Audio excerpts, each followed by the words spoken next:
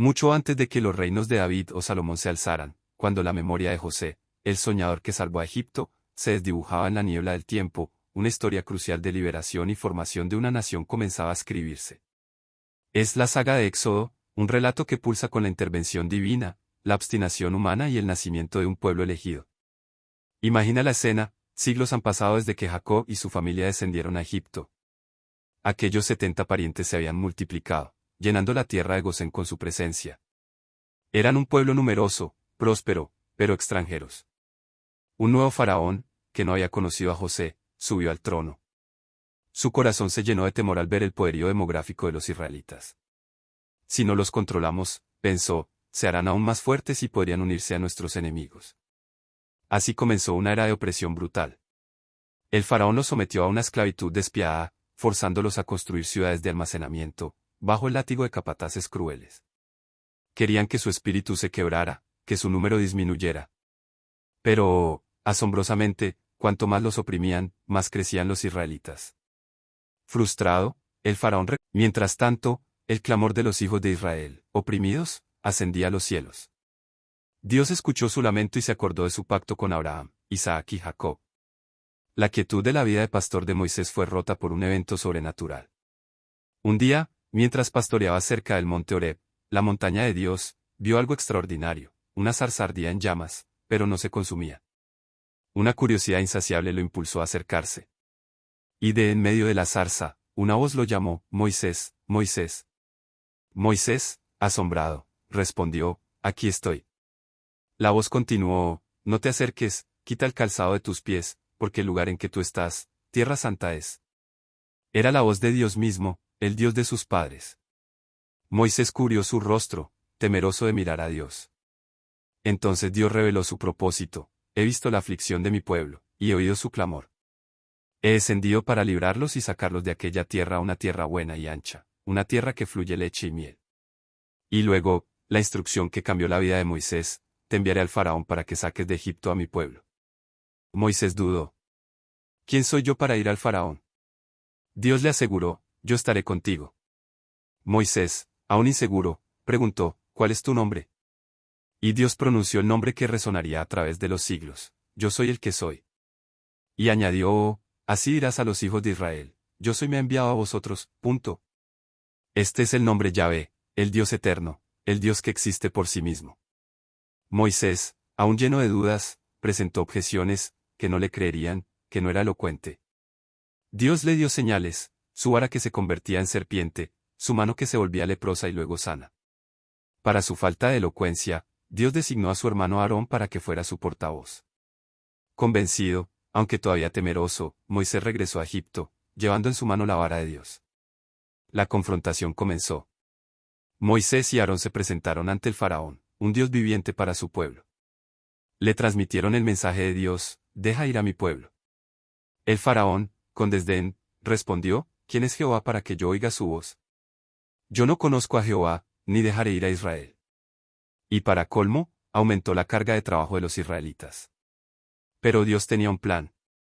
A través de Moisés y Aarón, Dios desató una serie de 10 plagas devastadoras sobre Egipto, cada una apuntando a una deidad egipcia o a un pilar de su sociedad, desafiando la autoridad del faraón y de sus dioses. Las aguas del Nilo se convirtieron en sangre. Las ranas invadieron cada rincón. El polvo se transformó en nubes de piojos. Enjambres de tábanos cubrieron la tierra, pero no tocaron a los israelitas. Una pestilencia mortal aniquiló el ganado egipcio, pero no el de Israel. Úlceras y sarpullidos afligieron a los egipcios. Una lluvia de granizo y fuego devastó las cosechas. Langostas devoraron lo que quedaba. Y una oscuridad palpable sumió a Egipto durante 3 días, mientras Israel tenía luz. Con cada plaga, el faraón prometía liberar al pueblo, solo para endurecer su corazón una vez que el tormento amainaba. Dios mismo fue endureciendo el corazón del faraón. El drama alcanzaba su clímax. Dios anunció una 10ª y última plaga, una que sería tan terrible que finalmente rompería la voluntad del faraón.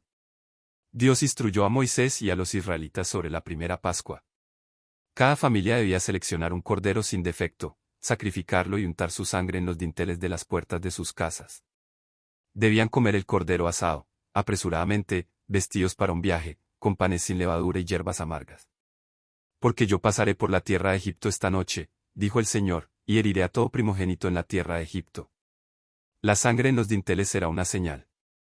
Veré la sangre y pasaré por vosotros. Era un pacto de salvación a través de la sangre. A medianoche, el Señor hirió a todos los primogénitos en la tierra de Egipto, desde el primogénito del faraón hasta el del cautivo, y también el de las bestias. Un gran clamor se levantó en Egipto, pues no había casa donde no hubiera un muerto. El faraón se levantó de noche, él y todos los egipcios. Y llamó a Moisés y a Aarón y les dijo, salid de en medio de mi pueblo vosotros, y los hijos de Israel, id y servid a Jehová, como habéis dicho. Tomad vuestras ovejas y vuestras vacas, e idos. La voluntad del faraón estaba rota. Los egipcios mismos apremiaban al pueblo para que salieran rápidamente.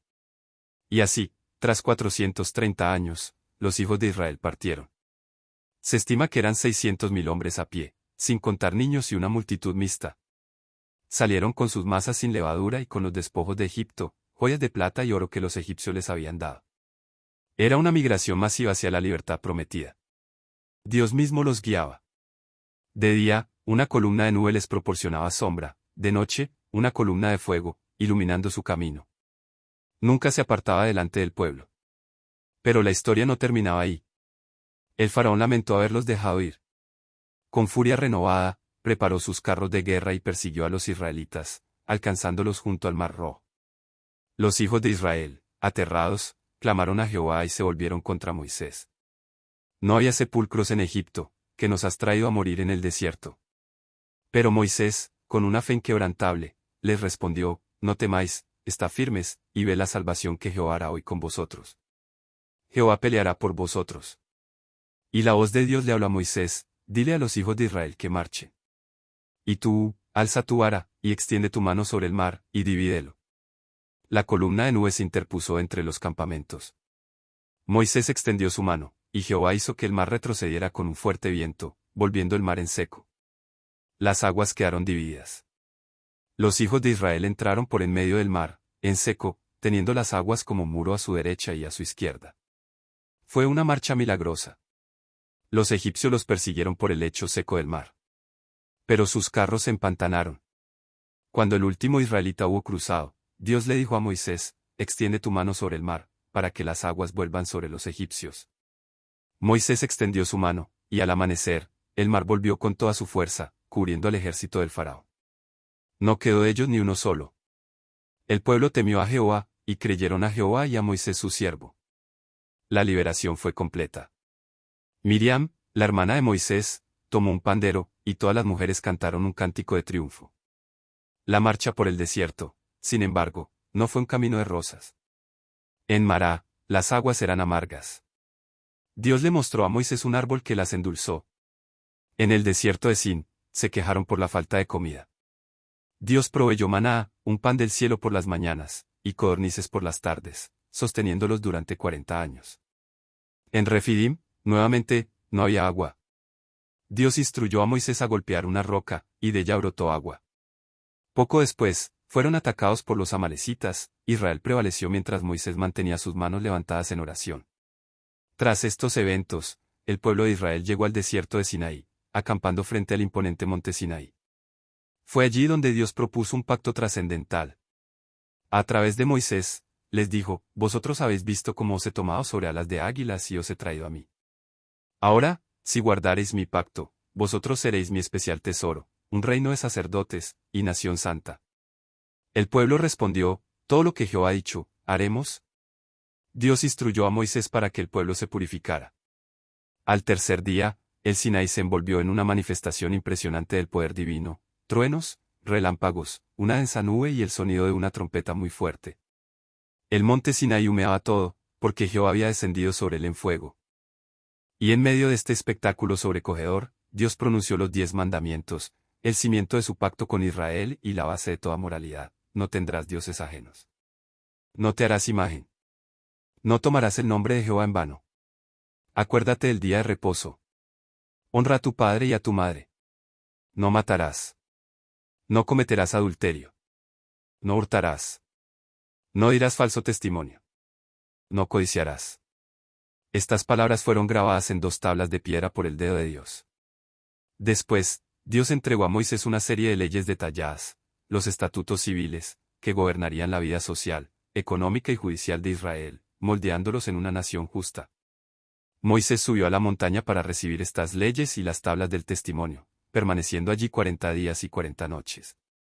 Durante este tiempo, Dios también le dio instrucciones detalladas para la construcción de un tabernáculo, un santuario portátil donde él mismo habitaría en medio de su pueblo. Este tabernáculo era un plan divino meticuloso, con medidas exactas, materiales específicos y mobiliario simbólico, el arca del pacto, la mesa de la proposición, el candelabro, los altares. Cada detalle apuntaba a la santidad de Dios y a la forma en que los pecadores podían acercarse a él. Sería el centro de su adoración y la señal visible de la presencia de Dios entre ellos.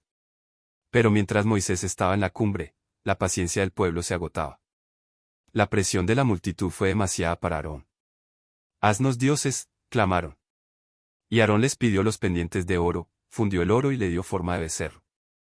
El pueblo exclamó: «Israel, estos son tus dioses que te sacaron de la tierra de Egipto». Ofrecieron sacrificios y celebraron una fiesta de disipación y adoración idólatra. La ira de Dios se encendió. Le dijo a Moisés: «He visto a este pueblo, que es de dura cerviz. Déjame que se encienda mi ira en ellos, y los consuma». Pero Moisés intercedió apasionadamente por su pueblo, recordándole a Dios su pacto. La intercesión de Moisés fue tan poderosa que Dios se arrepintió del mal. Moisés descendió de la montaña con las tablas del testimonio. Al ver el becerro de oro, su propia ira se encendió. Arrojó las tablas al pie de la montaña, haciéndolas añicos. Tomó el becerro, lo quemó, lo molió hasta hacerlo polvo, lo esparció sobre el agua y dio de beber a los hijos de Israel. Los levitas se pusieron del lado de Moisés, y por orden de Dios, mataron a unos 3.000 hombres que habían participado en la idolatría. Fue un día de juicio y purificación. Moisés volvió a la presencia de Dios, pidiendo perdón por el pecado de su pueblo. Dios, en su misericordia, aceptó perdonar, pero el pecado tendría consecuencias.